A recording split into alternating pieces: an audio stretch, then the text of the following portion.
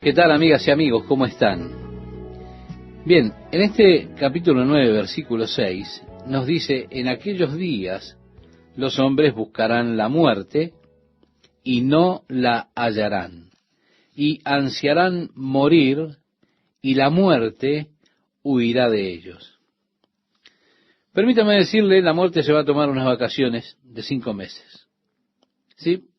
Ahora, ¿usted se puede imaginar lo que será? Durante esos 5 meses, ¿será imposible morirse? Las personas desearán morir por el tormento que estarán sufriendo, causado por estas criaturas que hemos mencionado en el programa anterior. Desearán morir, y puede ser que una persona llegue hasta tomar un arma, la coloque en su cabeza y dispare, su cerebro estalle, y aún así no podrá morir. Tendrá que mantenerse en esa condición. Será algo horrible. Como lo he dicho ya una y otra vez, seguramente usted no querría estar aquí cuando suceda esto. Dice el verso 7, y el aspecto de las langostas. Aquí nuevamente Juan está describiendo lo mejor que puede a estas criaturas. El aspecto de las langostas era semejante al de caballos dispuestos para la batalla, o caballos que tienen la armadura sobre ellos, preparados para la batalla. Y sobre sus cabezas tenían como coronas que parecían de oro, y sus caras eran como rostros humanos. Tenían cabellos como cabellos de mujer, y sus dientes eran como de leones. También tenían corazas, como corazas de hierro, y el ruido de sus alas era como el estruendo de carros de muchos caballos que se lanzan a la batalla. Créame, usted nunca ha visto nada igual a esto. Es más, Juan nunca había visto nada parecido a eso antes. Es interesante cuando usted viaja a la India, al Tíbet. Muchos de esos países son paganos.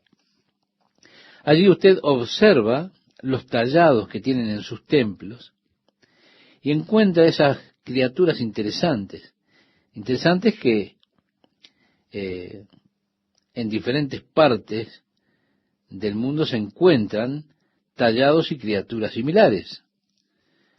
Allí hay una muy buena explicación, y es que estas son criaturas que han sido vistas en visiones por aquellos que adoraban a Satanás. Son visiones de seres demoníacos. Son criaturas horribles. Aquí Juan describe a este particular ser demoníaco. Dice que el sonido de carros, de muchos caballos que corren a la batalla, era lo que se escuchaba. Dice que tienen colas parecidas a escorpiones y aguijones, y en sus colas está su poder para hacer daño a los hombres por 5 meses. No es algo que el hombre ha de crear, no. Son una clase de arsenal especial que no tiene nada que ver con la creación o lo que el hombre pueda hacer en el futuro. No. Estos son seres demoníacos que fueron librados del infierno por 5 meses para atormentar a las personas que están sobre la tierra. Y dice ahora, y tienen sobre ellos por rey. Ahora, note que hay un proverbio en la Biblia que dice: la langosta no tiene rey. Así que esto lo saca a estos personajes de la categoría de las langostas terrenales, porque de estos dice: tienen sobre ellos por rey al ángel del abismo, en que los libera, cuyo nombre en hebreo es Abadón, que significa destrucción, y en griego se llama Apolión, que en el griego esto significa destructor. Ahora, estimado oyente, qué nombre apropiado para Satanás, el destructor. Y si no, mire cuántas vidas han sido destruidas por este nefasto personaje. Aún a nuestro alrededor podemos mirar y ver vidas que han sido destruidas, personas que se han entregado a Satanás y a los poderes de las tinieblas y terminaron arruinadas, con sus vidas destruidas. Dice el versículo 12, el primer ay ha pasado, he aquí aún vienen dos ayes después de estas cosas. El sexto ángel tocó la trompeta y oí una voz que salía de los cuatro cuernos del altar de oro que está delante de Dios. Quiero recordarle, estimado oyente, nosotros hemos estudiado esto cuando veíamos el altar y veíamos el templo de Dios, el tabernáculo. Los cuernos siempre son un símbolo de poder. En el altar que fue construido, tenían en cada esquina un cuerno, y dice que era un modelo del cielo. Así, oí una voz que salía de los cuatro cuernos del altar de oro que está delante de Dios. Y decía al sexto ángel que tenía la trompeta, suelta a los cuatro ángeles que están atados junto al gran río Éufrates. Sí, se liberarán sobre la tierra, quedarán en libertad sobre la tierra, este otro grupo de ángeles caídos con poderes demoníacos. Hay quienes sugieren, es probable, muy posible, que estos sean los ángeles a los que hace referencia el apóstol Pedro cuando escribe en una de sus cartas, que están en las cadenas del Tártaro esperando el día del juicio del gran día del Señor. Estos ángeles son tan feroces, se piensa que Dios, por el bien de la humanidad, los tiene encadenados. Ellos estarán sujetados hasta el día del juicio, el día en que el Señor traiga su juicio sobre este mundo. Cuando Dios los libere, los deje sueltos sobre la tierra. Es una posibilidad. Pero están los cuatro ángeles que están atados allí en el gran río Éufrates, en Babilonia, donde fue el lugar de la rebelión del hombre contra Dios. El huerto de Edén estaba en algún lugar por allí, en la planicie de Babilonia. Y podemos decir que ese lugar es el lugar de origen de casi todo sistema religioso falso. Sí, es el lugar de nacimiento de esos sistemas religiosos que son falsos. Dice además, y fueron desatados los cuatro ángeles que habían sido preparados para la hora, el día, el mes y el año, para matar a la tercera parte de la humanidad. El lenguaje griego parece indicar que ellos hicieron toda esa devastación que han de hacer solamente en una hora de un año, en particular de un mes preciso, un día en particular, en esa hora que tienen para hacer su devastación. Ahora, la otra interpretación puede ser que trabajen 13 meses, un día y una hora.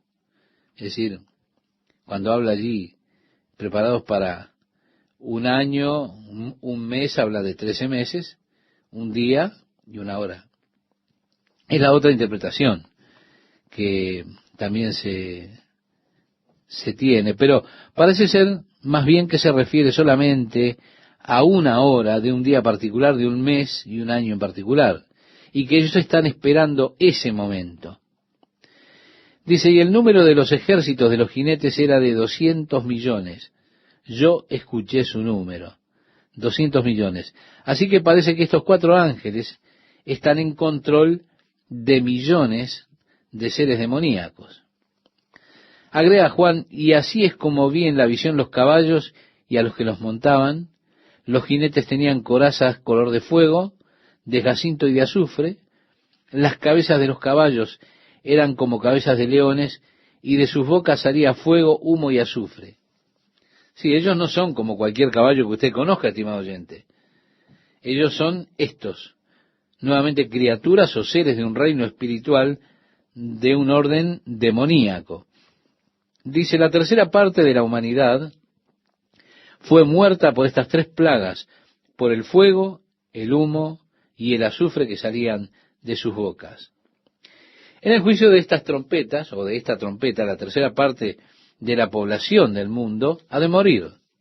Bueno, si asumimos que cuando la iglesia sea llevada de esta tierra, habrá en el mundo aproximadamente unos 4 billones de personas más o menos en el planeta, en el primero de los 4 sellos, una cuarta parte de la población será destruida, quedando unos 3 billones de personas. Mira, al momento de sonar la sexta trompeta, dice que otro tercio del remanente de personas morirán, es decir, otro billón de personas. La población entonces se reducirá a la mitad antes de pasar inclusive por el período de gran tribulación, como dijo Jesús. Será un tiempo de gran tribulación como el mundo jamás ha visto o volverá a ver. El versículo 19 nos dice, porque el poder de los caballos está en su boca y en sus colas, pues sus colas son semejantes a serpientes, tienen cabezas y con ellas hacen daño. A mí lo que realmente me impresiona y me alarma está aquí en el versículo 20, a continuación, donde dice, y el resto de la humanidad, los que no fueron muertos por estas plagas, no se arrepintieron de las obras de sus manos, ni dejaron de adorar a los demonios y a los ídolos de oro, de plata, de bronce, de piedra y de madera, que no pueden ver, ni oír, ni andar. ¿Se da cuenta la idolatría? La adoración a dioses falsos. Esos dioses falsos son la personificación de varias emociones, quizá, de diferentes ambiciones, de influencias que controlan la vida de las personas. Cada persona, cada hombre tiene su Dios. Aún aquel que dice yo soy ateo, solo está clamando, diciendo no creer en el Dios que creó el universo, el Dios que revela la Biblia. A eso hace referencia. Pero no que no tenga un Dios. En los tiempos de la Biblia las personas eran mucho más honestas de los que son las personas del día de hoy, porque ellos reconocían los falsos dioses que tenían. El día de hoy, las personas no reconocen, no se dan cuenta que ellos están adorando a dioses falsos. Eso es porque ya no se hacen pequeñas imágenes que representen esos dioses. Pero tan cierto como que una persona adore conscientemente o no, adora a Baco, se entrega a sí mismo, a las fiestas, a beber, todo lo demás, al placer. Así que tenemos hoy día personas que adoran a Baco, pero sin tener un pequeño ídolo que lo represente. De esa forma están totalmente engañados. Ellos dicen, yo no tengo ningún Dios, no creo en Dios. Pero en realidad tienen algo que es su pasión y que le controla la vida, y entonces eso es su Dios. Cuando estos espíritus demoníacos traigan su destrucción y tormento a la tierra, las personas en lugar de arrepentirse, en lugar de caer sobre sus rostros, rogándole a Dios por perdón, ellos han de rehusar arrepentirse de sus prácticas horribles, de adorar a esos demonios y a los ídolos de oro, plata y bronce que tienen.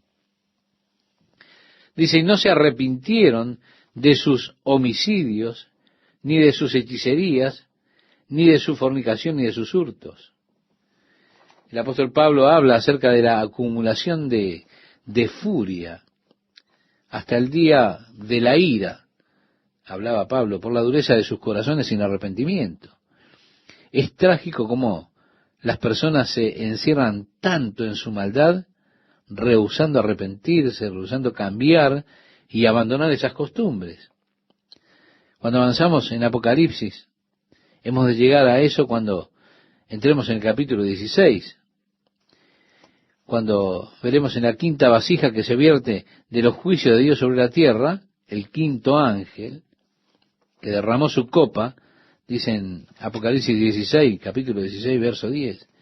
Eso es más adelante. Pero eso es incluso cuando ellos experimenten más juicios. Derramó su copa sobre el trono de la bestia, su reino se cubrió de tinieblas, y mordían de dolor sus lenguas, y maldecían al Dios del cielo por su sufrimiento. Más aún, no se arrepintieron de sus obras. ¿Se da cuenta?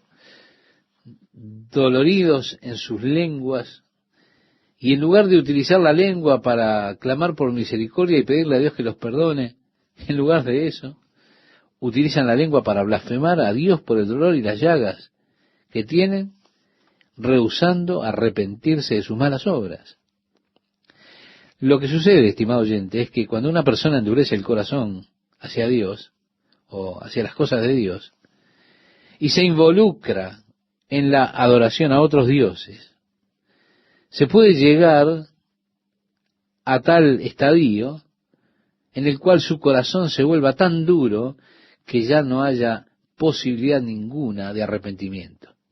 Y entonces se vuelve como aquellos fariseos de quienes Jesús dijo, por esto no podían creer, en el Evangelio de Juan, capítulo 12, verso 39. Sí, ya estaban más allá del arrepentimiento. Como el caso del faraón, que endureció su corazón una y otra vez cuando las plagas llegaban sobre Egipto, hasta que finalmente leemos, y Dios endureció el corazón de Faraón. Faraón había endurecido su corazón una y otra vez. Hay personas en nuestros días que están endureciendo sus corazones una y otra vez en relación a Dios. Parece que ellos no se dan cuenta el peligro que tiene endurecer el corazón para Dios, para las cosas de Dios. Porque usted se puede endurecer a usted mismo hasta llegar al extremo en que el arrepentimiento sea un imposible. De esa forma, en lugar de arrepentirse, se termina blasfemando a Dios como consecuencia de su pecado.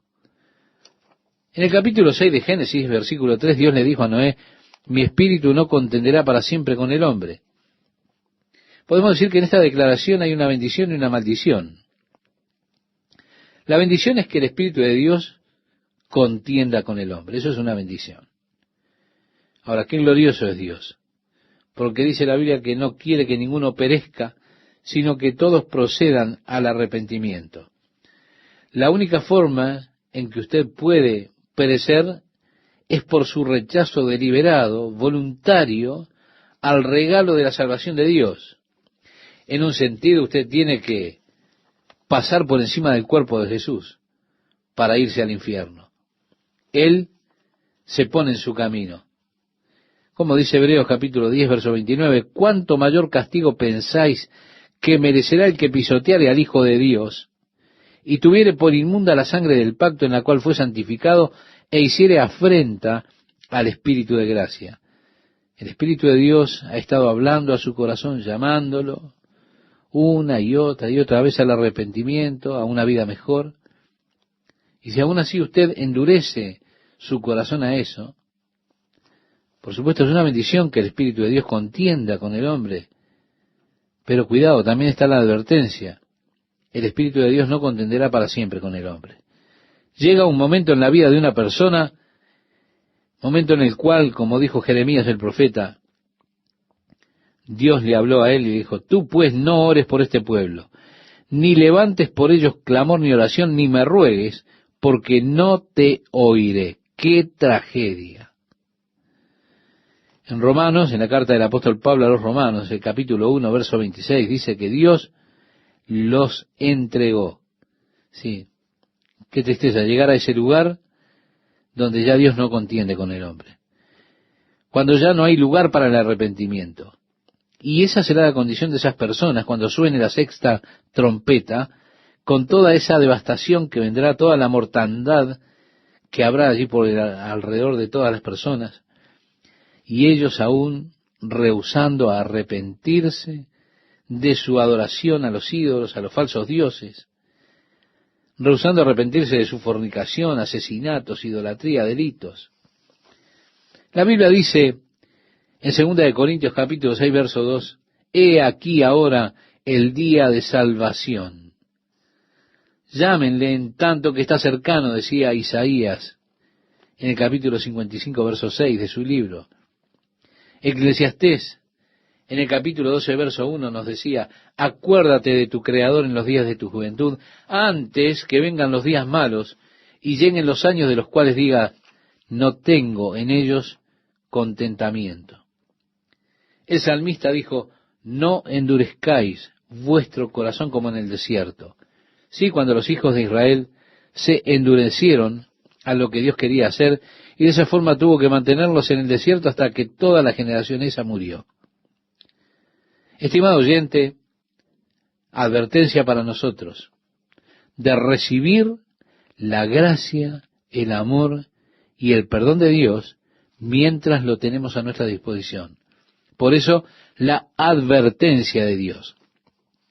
El libro de Apocalipsis es un libro de advertencia para cada uno de nosotros. Usted no tiene por qué estar aquí cuando lleguen los juicios de estas trompetas.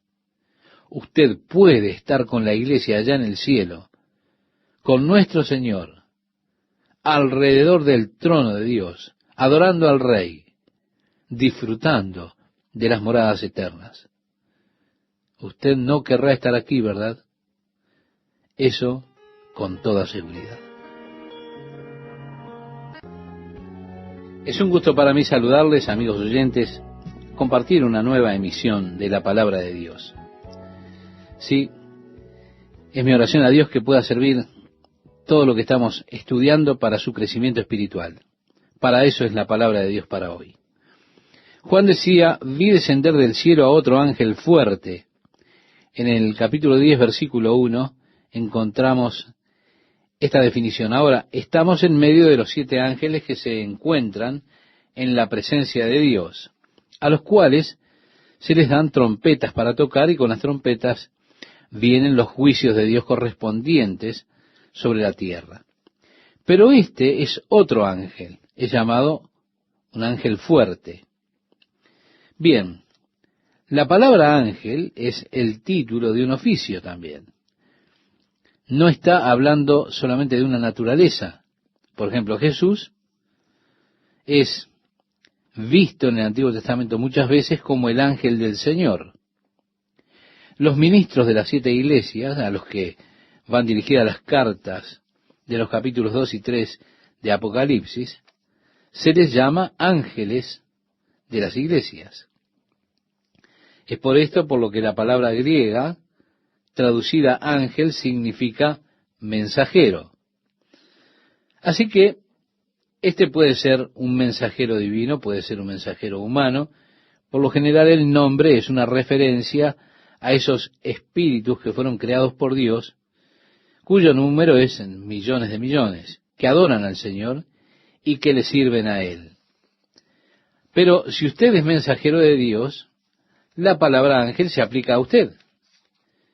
Creo que este ángel fuerte, por su descripción, no es otro que Jesucristo. Usted note que él, dice allí, viene envuelto en una nube con el arco iris sobre su cabeza. Jesús dijo entonces, verán al Hijo del Hombre que vendrá en las nubes con gran poder y gloria. En el Evangelio de Marcos, capítulo 13, verso 26. En ese mismo Evangelio, en el capítulo 14, verso 62, cuando el sumo sacerdote le dijo a Jesús, ¿eres tú el Mesías? Jesús dijo, yo soy, y veréis al Hijo del Hombre sentado a la diestra del poder de Dios y viniendo en las nubes del cielo. Jesús, después de su resurrección, él había estado con sus discípulos durante un periodo de unos 40 días. Ellos se congregaron con él en el Monte de los Olivos, allí cerca de Betania, y el Señor ascendió a los cielos, y dice el relato que una nube lo recibió y lo sacó de la vista de ellos. Y que en ese momento aparecieron 2 hombres parados allí con vestiduras blancas, que dijeron, varones galileos, ¿por qué estáis mirando al cielo? Este mismo Jesús que ha sido tomado de vosotros arriba, así vendrá como le habéis visto ir al cielo. Vemos entonces que aquí al ángel poderoso se lo menciona de esta forma, que viene del cielo, vestido con una nube y con un arco iris sobre su cabeza. Su rostro era como el sol. ¿Se da cuenta? Esta es una descripción de Cristo en el capítulo 1. Y sus pies como columnas de fuego. Nuevamente se toma esta descripción del capítulo 1 de Apocalipsis. Es interesante que el profeta Daniel tuvo una visión de Jesús como que él había venido del Padre para recibir la autoridad y gobernar la tierra. Daniel lo describe en el capítulo 6 como vestido de lino. En Apocalipsis capítulo 1, Juan lo ve vestido con un atuendo, y Daniel lo ve vestido también de oro, con un cinturón de oro. Lo ve Juan. Daniel lo ve con un cuerpo como el berilo, que es una especie de piedra parecida al diamante claro. Juan ve su cabeza y sus cabellos blancos como la lana. Daniel le ve con un rostro como relámpago, mientras que Juan le ve con su rostro como el sol. Daniel ve sus ojos como llama de fuego, Juan también. Daniel ve sus brazos y sus pies como bronce pulido, y Juan lo ve con los pies como bronce fino. Daniel describe a Jesús teniendo su voz como la de una multitud. Juan describe su voz como la de muchas aguas. Así que vemos cómo tenemos una descripción paralela. Si usted hubiese estado allí para describirlo en sus propios términos, las descripciones serían bastante similares, como vemos que son las de Daniel y de Juan, cuando vieron al Señor en su forma gloriosa. Así que allí lo vemos a Él viniendo. La descripción solamente podría referirse a Jesucristo. Su rostro era como el sol, sus pies como columnas de fuego, tenía en su mano un librito abierto, un rollo pequeño que se abre, y puso su pie derecho sobre el mar y el izquierdo sobre la tierra. En el capítulo 5 se nos introduce a un rollo que estaba en la mano de aquel que se sienta en el trono. Ese rollo estaba sellado con 7 sellos, y el ángel poderoso con fuerte voz dice que el digno de tomar ese rollo, habla acerca de quién es digno de desatar los sellos.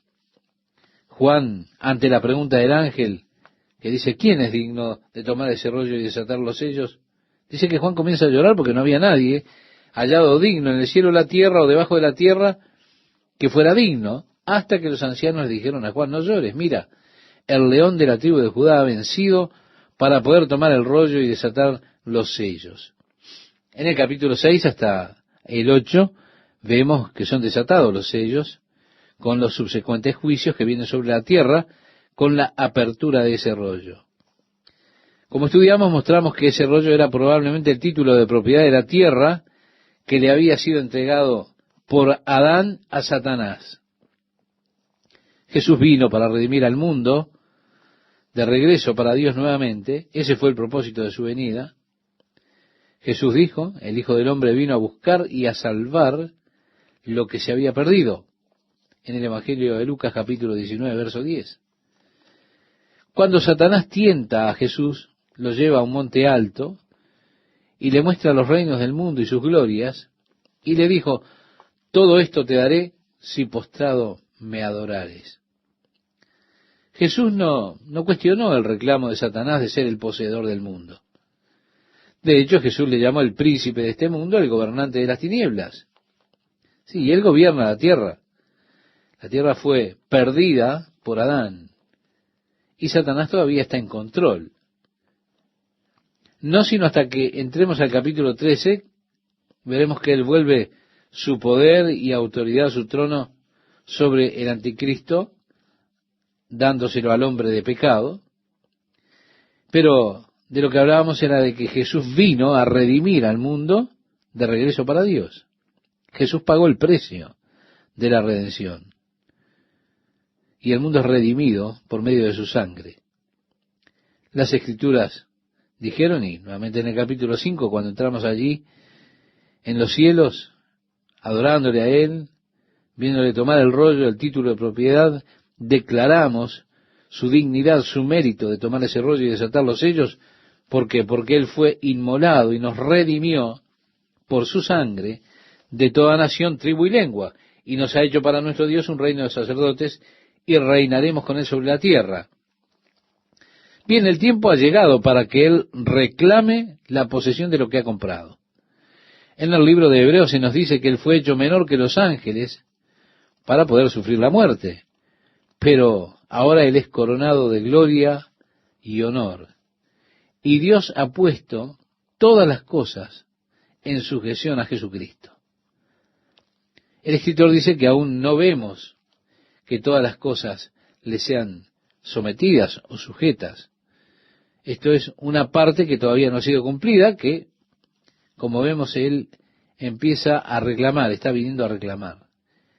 Cuando el apóstol Pablo le escribe a la iglesia en Éfeso, hablando acerca de esa obra maravillosa de Jesús, declara que Él nos ha dado el Espíritu Santo, que es las arras de nuestra herencia, hasta la redención de la posesión adquirida para alabanza de su gloria. Sí, así también Jesús compró la tierra cuando Él murió sobre la cruz. Todavía no la ha reclamado. Satanás todavía tiene control y gobierna, pero Dios nos dice que oremos. Jesús, a través del Evangelio de Mateo, usted puede encontrarlo, allí en el Sermón del Monte, cuando Él dijo, vosotros pues oraréis así, en esa oración que conocemos como el Padre Nuestro, dice, venga tu reino, sea hecha tu voluntad, como en los cielos, así también en la tierra. Cuando entramos al capítulo 10 vemos que Él está viniendo, el rollo es abierto, Él es digno y puede cumplir con los requerimientos que están dentro de ese rollo. El rollo está abierto. Él pone un pie sobre el mar y un pie sobre la tierra y declara que no habrá más demora. Porque dice allí en el capítulo 10, verso 3, y clamó a gran voz como ruge un león, y cuando hubo clamado 7 truenos emitieron sus voces. Si miramos a Isaías capítulo 31, verso 4, dice, porque Jehová me dijo a mí de esta manera, como el león y el cachorro de león ruge sobre la presa, y se reúne cuadrilla de pastores contra él, no lo espantarán sus voces, ni se acobardará por el tropel de ellos, así Jehová de los ejércitos descenderá a pelear sobre el monte de Sión y sobre su collado. En el capítulo 42 de Isaías, el verso 13 dice, Jehová saldrá como gigante y como hombre de guerra, despertará celo, gritará, voceará, se esforzará sobre sus enemigos. También el profeta Jeremías escribió en el capítulo 25, versículo 30, tú pues profetizarás contra ellos todas estas palabras y les dirás, Jehová rugirá desde lo alto y desde su morada santa dará su voz. Rugirá fuertemente contra su morada, canción de lagareros cantará contra todos los moradores de la tierra. El profeta Joel decía en el capítulo 3, verso 16, y Jehová rugirá desde Sión, y dará su voz desde Jerusalén, y temblarán los cielos y la tierra, pero Jehová será la esperanza de su pueblo y la fortaleza de los hijos de Israel. Por último, podemos mirar a Amós en el capítulo 1, verso 2, dijo, Jehová rugirá desde Sión, y dará su voz desde Jerusalén, y los campos de los pastores se enlutarán, y se secará la cumbre del Carmelo. Así que el rugido como de león está profetizado ya por muchos profetas del Antiguo Testamento. Al venir él con este rollo en su mano, con este rugido de triunfo, es un rugido de victoria, indica que el tiempo ha llegado para que el enemigo sea totalmente sometido y el reino de Dios se establezca. Y así es que declara, y clamó a gran voz como ruge un león, y cuando hubo clamado 7 truenos emitieron sus voces. Cuando los 7 truenos hubieron emitido sus voces, yo iba a escribir, pero oí una voz del cielo que me decía, sella las cosas que los 7 truenos han dicho y no las escribas. Así que Juan nos dice que habían estos 7 truenos, pero no nos dice qué pronunciaban los 7 truenos, porque Juan no le es permitido a Juan decirlo. Y bueno, yo tampoco se lo puedo decir, estimado oyente. La razón por la que no habré de decirle es porque realmente no lo sé. Juan tampoco puede decirlo. Ahora, yo no lo puedo decir porque no lo sé.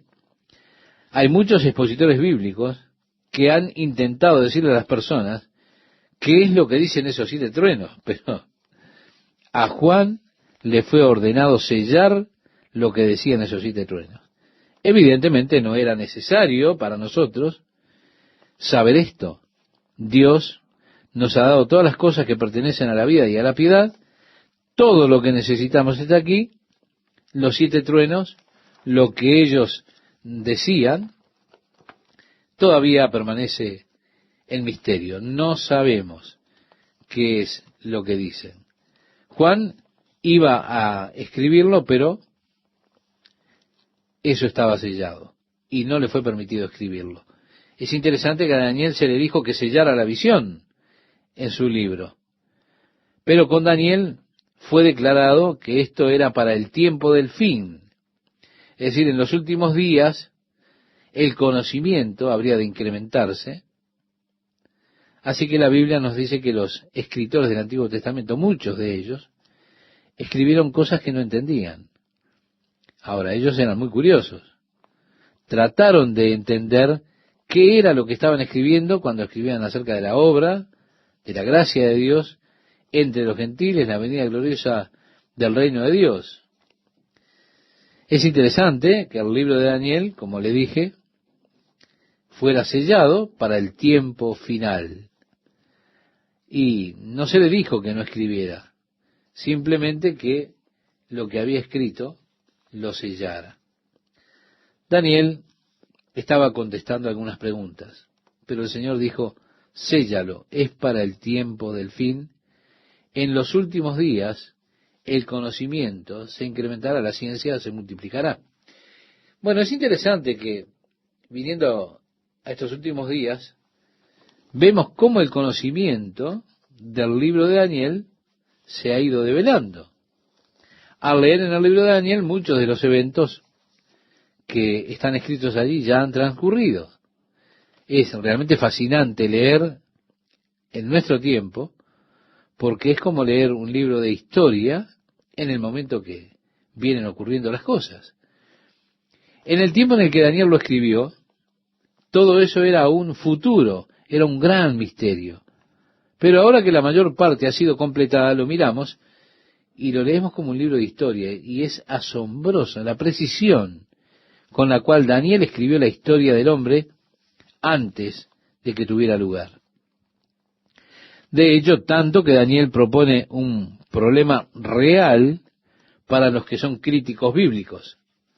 A ellos les cuesta aceptar a Daniel. La única forma en que pueden manejarlo es diciendo, bueno, la verdad que Daniel no escribió ese libro. Alguien, después de él, después que todo pasó, escribió y puso el nombre de Daniel en el libro. Es una falsificación que no fue escrita por Daniel. Les cuesta porque Daniel, de hecho, sí escribió realmente las cosas que han estado sucediendo hasta nuestros días. ¿Y cómo pudo él saber? Bueno, está bien. Quiero decirle algo.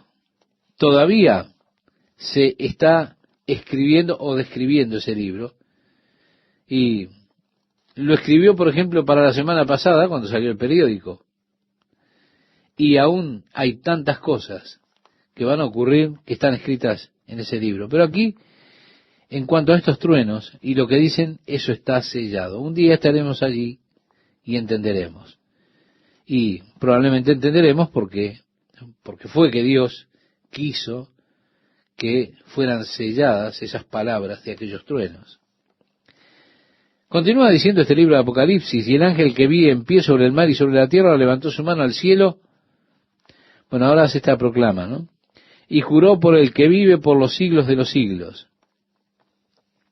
Algunas personas dicen, bueno, usted verá, no podía ser Jesucristo porque está jurando por el Padre. Él jura por el que vive por los siglos de los siglos. Porque agrega que creó el cielo y las cosas que están en él, y la tierra y las cosas que están en ella, y el mar y las cosas que están en él, que el tiempo no sería más. El tiempo no será más. Bueno, no es una muy buena traducción. En realidad, tendría que decir, no habrá más demora. Fue en una conferencia de pastores hace varios años atrás, en Phoenix, en Arizona. El conferencista que estaba hablando usó esto como su texto: el tiempo no será más.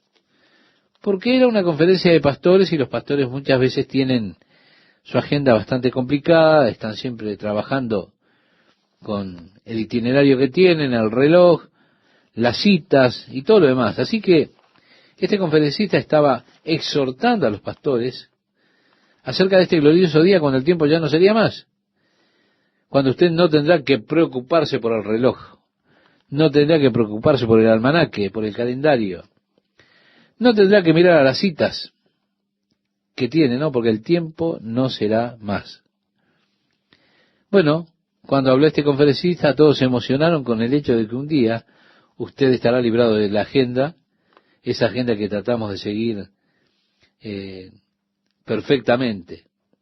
Este que habló era un erudito brillante, así que yo fui y le dije: entiendo que el griego realmente no apoya eso de el tiempo no será más, sino que en realidad está diciendo no habrá más demora. Él tímidamente sonrió y dijo: creo que te diste cuenta, pero no pienso que los demás lo hayan hecho. Por lo que él está declarando es que no habría ninguna demora para que se establezca el reino de Dios en este pasaje de Apocalipsis. Y agrega: sino que en los días de la voz del séptimo ángel, cuando él comience a tocar la trompeta, el misterio de Dios se consumará como él lo anunció a sus siervos, los profetas.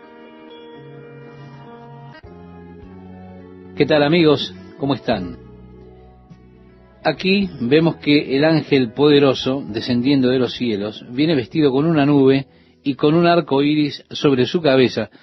Y esto, estimado oyente, lo hablábamos en el programa próximo pasado. Veíamos la presencia de Jesucristo en este personaje y vamos a reiterar algunos conceptos. Dice esta porción: y su rostro era como el sol. Y sería bueno que usted regresara a la descripción que tenemos en el primer capítulo de Apocalipsis, la descripción de Cristo. Agrega: y sus pies como columnas de fuego. Tenía en su mano un librito abierto, un pequeño rollo que es abierto, y puso su pie derecho sobre el mar y el izquierdo sobre la tierra. Y allí él declara que no habría más demora. Y clamó a gran voz como ruge un león, y cuando hubo clamado, 7 truenos emitieron sus voces. Cuando los 7 truenos hubieron emitido sus voces, yo iba a escribir, pero oí una voz del cielo que me decía: sella las cosas que los 7 truenos han dicho y no las escribas. Así que Juan no nos dice qué fue lo que hablaron esos 7 truenos. Y el ángel que vi en pie sobre el mar y sobre la tierra levantó su mano al cielo y juró por el que vive por los siglos de los siglos, que creó el cielo y las cosas que están en él, y la tierra y las cosas que están en ellas, y el mar y las cosas que están en él, que el tiempo no será más. Bien, aquí para el establecimiento del reino de Dios dice: sino que en los días de la voz del séptimo ángel, cuando él comience a tocar la trompeta, el misterio de Dios se consumará como él lo anunció a sus siervos los profetas. Es que a través del Antiguo Testamento hubo gloriosas profecías acerca de la venida del Mesías para establecer su reino, cuando la tierra habría de ser restaurada. Los animales ya no serían más salvajes, más feroces, cuando habría paz como un río, cuando la justicia habría de cubrir la tierra como las aguas cubren el mar o la mar. Allí estaría la gloria de Dios, los desiertos volviéndose como una rosa, aquel que es cojo saltando de alegría, el ciego viendo la gloria del Señor, el mudo que tendrá la oportunidad de cantar las alabanzas a Dios.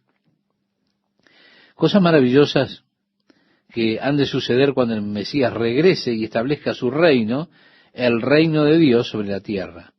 También es cierto que hay muchas profecías en el Antiguo Testamento en cuanto al Mesías que nos habla acerca de que él sería despreciado, rechazado por los hombres, y sería un varón de dolores, experimentado en quebrantos.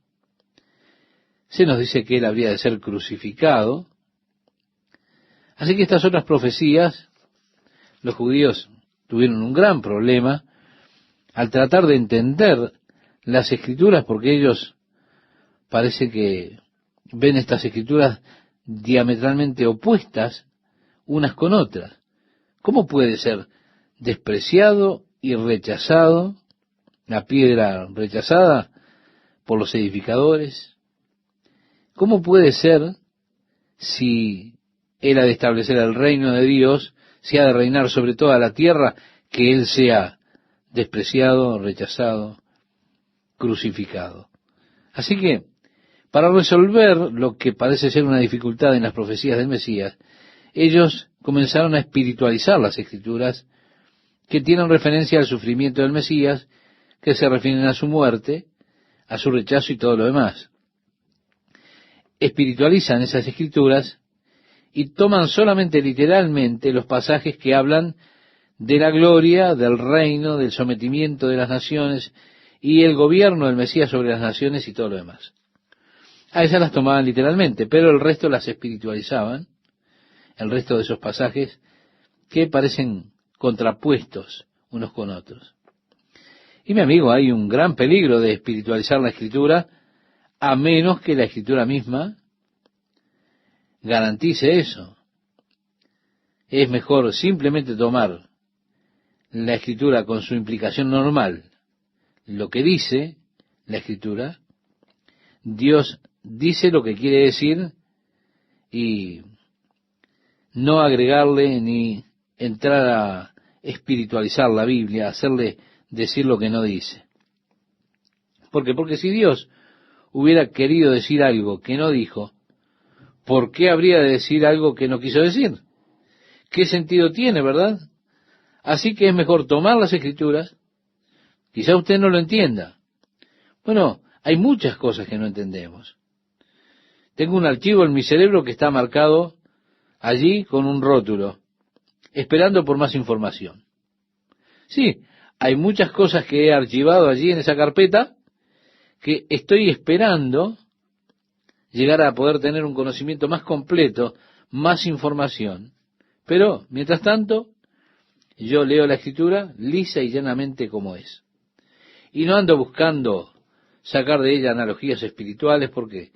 Y porque cuando se entra en esa espiritualización, es como que usted tiene ya licencia para ir a donde quiera ir con ella. Si esto representa esto y esto representa aquello, es como decir, por ejemplo, la anciana fue al armario a buscarle a su pobre perro un hueso. Ahora usted puede imaginar a esa pobre anciana yendo al armario a buscar un hueso para su perro. Bien, no sabemos qué perro era, pero uno puede predicar todo un sermón acerca del perro. ¿Por qué espiritualiza eso? Y bueno, el armario era escueto, ¿y cuántas personas cabían allí, en ese armario? ¿Qué hay ahí dentro? No hay nada. Es decir, no tienen nada para el futuro, para ayudar a otros, no tienen ni siquiera suficiente para ellos mismos. Y uno empieza a decir cosas y a espiritualizar la cosa, irse hacia cualquier parte con eso, y terminamos en cualquier cosa. Así que yo soy muy cuidadoso de no espiritualizar las Escrituras, sino tomarlas simplemente y solamente por su valor liso y llano, por lo que dicen, simplemente creer que Dios quiere decir lo que Él está diciendo. Bien, se nos dice que porque Dios no puede jurar por nadie más alto, tiene que jurar por sí mismo. Es que usted siempre jura por alguien más alto. Cuando usted toma un juramento, usted jura por la Biblia, jura por Dios o jura por algo más alto. Ahora, cuando Dios quiere confirmar su palabra con un juramento, es allí el problema, porque no hay nadie más alto que Dios. Así que para confirmar lo que dice, por dos cosas inmutables, una, es imposible que Dios mienta, Él luego toma el juramento.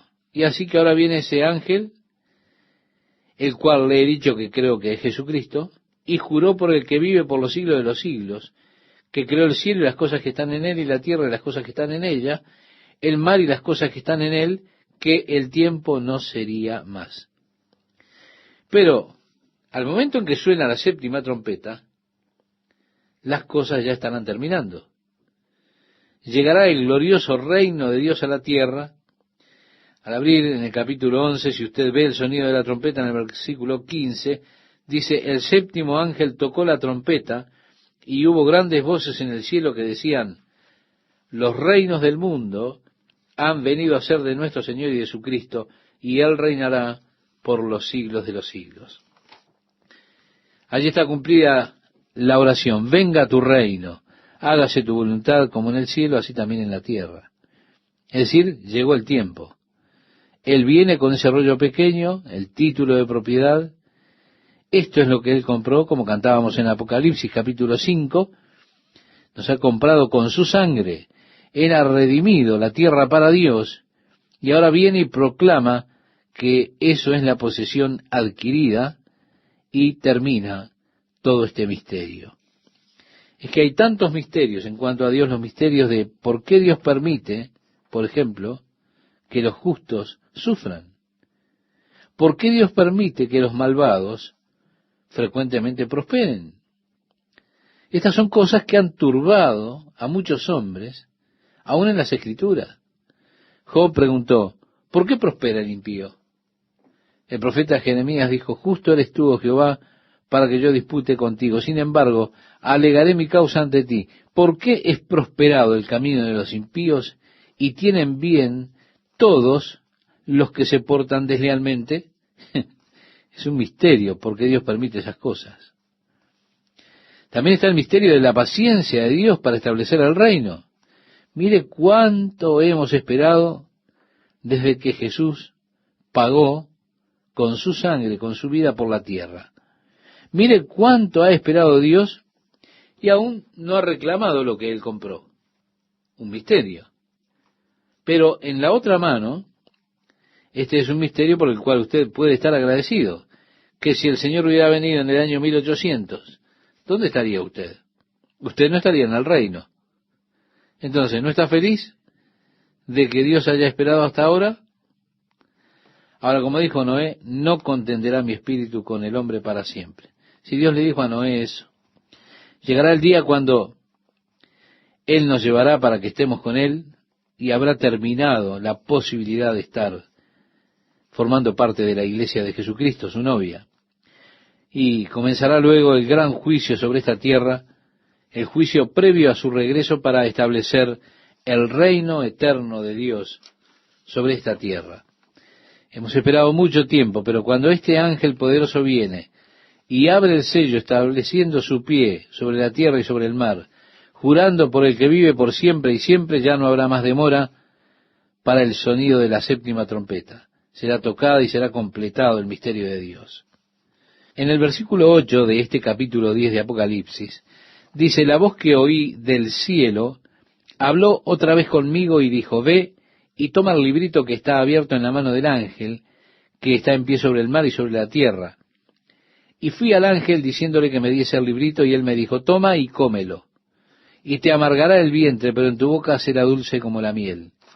Entonces tomé el librito de la mano del ángel y lo comí, y era dulce en mi boca como la miel, pero cuando lo hube comido, amargó mi vientre. Y él me dijo, es necesario que profetices otra vez sobre muchos pueblos, naciones, lenguas y reyes. Allí está el misterio de ese pequeño libro, dulce como la miel en la boca, pero amargo en el vientre. Y esta expresión, toma y cómelo, es un término que se refiere a una persona que lee con gran interés un libro. Sí, se dice, se comió el libro, se lo devoró. Es decir, lo leyó de una vez, verdaderamente se devoró el libro. Es muy común oír estas palabras. Aquí están estas palabras, esa es la idea. Es la enseñanza del libro que uno devora. Por lo tanto, Juan, mientras lo comía, fue dulce en su boca como la miel. Cuando usted se da cuenta que el reino de Dios han de ser las glorias de ese reino de Dios cuando Jesús venga para reinar, cuando vea las glorias de este mundo restaurado como era al principio, y usted vea que los desiertos florecen como la rosa, que no habrá más áreas deshabitadas, cuando usted vea que la Siberia parece Hawái y el Polo Norte una jungla tropical, cuando usted mire que el león y el cordero comen juntos y todo lo demás, cuando sucedan esas cosas, eso será dulce. Pero cuando usted contempla el pecado del hombre y el juicio esencial de ese pecado, verá las cosas amargas por las cuales tendrá que pasar el mundo cuando Dios traiga su juicio, cuando realmente lo devore y contemple los resultados de traer el reino, que, por supuesto, es dulce, a pesar de las cosas que han de suceder, pero que al considerarlas, en verdad son amargas. Decía David en el Salmo 119, cuán dulces son a mi paladar tus palabras, más que la miel a mi boca. Salomón escribió en Proverbios, capítulo 16, verso 24, panal de miel son los dichos suaves, suavidad al alma y medicina para los huesos. El profeta Ezequiel decía, me dijo, hijo de hombre, come lo que hayas, come este rollo y ve y habla a la casa de Israel. Y me dijo, hijo de hombre, alimenta tu vientre y llena tus entrañas de este rollo que yo te doy. Y lo comí, y fue en mi boca dulce como miel. Me levantó, pues, el espíritu y me tomó, y fui en amargura, en la indignación de mi espíritu, pero la mano de Jehová era fuerte sobre mí. Vemos la dulce amargura, la amargura de los efectos del pecado que producen indignación, con la dulzura de la llegada del reino de Dios. Juan dice que él, o le dice a Juan que él debe profetizar nuevamente, porque así expresa, me dijo, es necesario que profetices otra vez sobre muchos pueblos, naciones, lenguas y reyes. Bueno, algunos interpretan esto como que quiere decir que Juan ha de ser uno de esos dos testigos que encontramos más adelante en este libro, porque se presenta precisamente en el siguiente capítulo dos testigos. Ahora, casi todos están de acuerdo que uno de los testigos es Elías. Ha sido aceptado por la profecía de Malaquías que Dios habría de enviar a Elías de regreso a la tierra antes del gran día del Señor. Pero hay mucha discusión, hay mucha diferencia de opinión en cuanto al otro testigo. Allí está la pregunta, ¿quién es el otro testigo? Bien, algunos dicen que es Juan porque aquí se le dice que él habrá de profetizar nuevamente a muchas naciones y lenguas y pueblos y reyes, pero en realidad, ¿quién es ese segundo testigo? Bien, estaremos más adelante mirando un poco y hablando de las posibilidades de quién puede ser ese segundo testigo. Por eso le invito a que siga leyendo y entrando, por supuesto, en los dos testigos, en el próximo capítulo, en el misterio de ellos, y habremos de mostrarle, en el capítulo 11, cómo este incidente particular no pudo haber pasado antes de 25 años atrás. Estos eventos, por ejemplo, no pudieron ocurrir 50 años antes o 100 años antes. La tecnología no existía, pero ahora hay tecnología para que este capítulo 11 se pueda cumplir literalmente. Esta es otra señal que nos dice que estamos muy, muy cerca del regreso del Señor. Así que le invito a que oremos juntos ante tanta bendición que nos aguarda tan pronto cuando Jesús venga. Padre, queremos agradecerte que tus propósitos se van a cumplir y que lo que has hablado ha de suceder, tu reino vendrá. Y nosotros anhelamos el día cuando sea hecha tu voluntad en la tierra como lo es en el cielo. Te agradecemos por el anhelo que tenemos de un mundo mejor, lleno de justicia, lleno de paz. Vemos ahora un mundo que está deshecho por el pecado, guerras, inhumanidad, atrocidades, asesinatos. Vemos cómo la violencia y la inmoralidad crecen. Leemos del horror de las cosas que habrán de suceder en este mundo en el cual ahora estamos viviendo nosotros. Y Señor, nuestros corazones claman, venga a tu reino, sea hecha tu voluntad en la tierra así como es en el cielo. Por eso, Señor, cuando tú cerraste este libro de Apocalipsis, le dijiste a Juan, he aquí, yo vengo pronto. Nuevamente queremos decirte con Juan, ven Señor Jesús, ven pronto. Te lo pedimos en nombre de tu Hijo. Amén.